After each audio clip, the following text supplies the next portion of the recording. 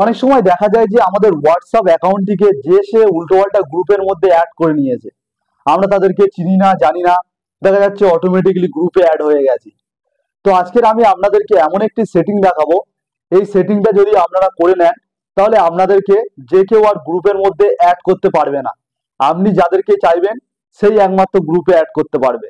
তো চলুন এই সেটিংটি দেখে নেওয়া যাক। তো এর জন্য প্রথমে আমাদের হোয়াটসঅ্যাপটাকে ওপেন করতে হবে। তো এখানে হোয়াটসঅ্যাপটা ওপেন হয়ে গেলে ওপরে দেখুন তিনটে ডট রয়েছে, এই তিনটে ডটে জাস্ট ক্লিক করব। তো করার পরে এখানে দেখুন সেটিংস বলে একটি অপশন চলে এসেছে, তো জাস্ট এখানে ক্লিক করব।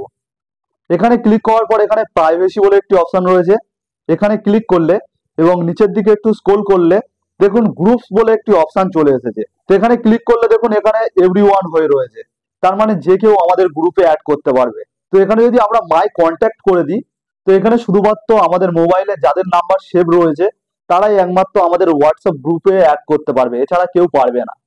এবং তারপরে দেখুন একটি অপশন রয়েছে মাই কন্ট্যাক্ট একসেপ্টেড। তো এখানে যদি আমরা ক্লিক করি, এখানে শুধুমাত্র আমরা যাদেরকে চয়েস করব যে এরাই আমাকে গ্রুপে অ্যাড করতে পারবে তারাই পারবে, এছাড়া অন্য কেউ পারবে না। তো এক্ষেত্রে আমি বলবো মাই কন্ট্যাক্ট করে রাখাই ভালো।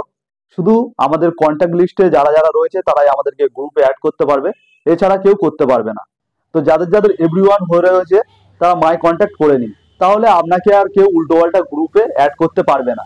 তো কেমন লাগলো আজকের এই ভিডিওটি ভালো লাগলে অবশ্যই একটি লাইক করে দেবেন, আর এরকম ভিডিও পেতে আমার চ্যানেলটিকে সাবস্ক্রাইব করে রাখবেন।